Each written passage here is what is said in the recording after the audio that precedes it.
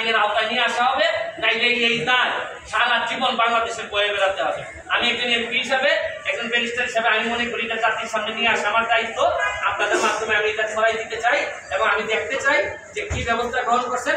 নাইলে আমি মাননীয় প্রধানমন্ত্রীর কাছে প্রয়োজনে যাব, মাননীয় চিফ জাস্টিসের কাছে যাব, কারণ এইভাবে একটা দেশ করতে পারে।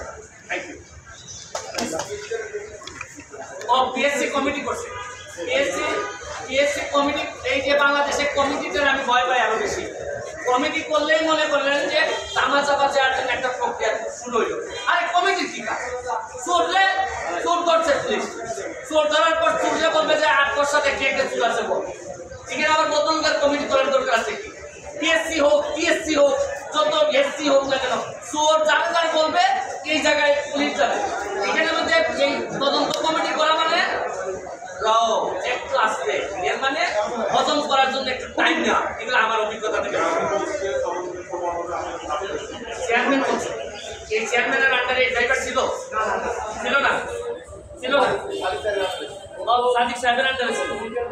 তাইলে তদন্ত ওনারটা করুক, ওনাদের চেয়ারম্যানরা জড়িত ছিল কিনা এগুলা ওনারা নিজেরা কিভাবে করলো, প্রশ্ন যাতে পরবর্তীতে আউট না হয় এইগুলা নিয়ে তদন্ত হোক।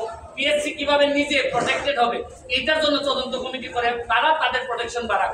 কিন্তু এর আগে কারা কারা চোর ছিল, দুর্নীতিবাজ ছিল, বাটপার ছিল, এগুলো বেরোয় আসা জরুরি সবচেয়ে বেশি। Thank you.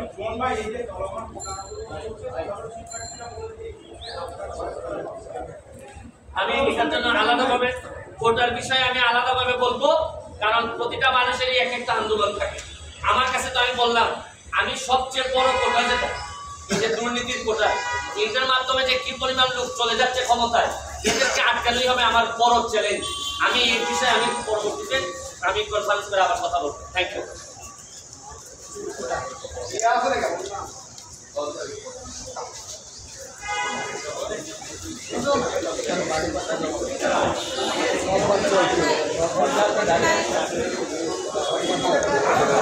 এক মাস এটা নিয়ে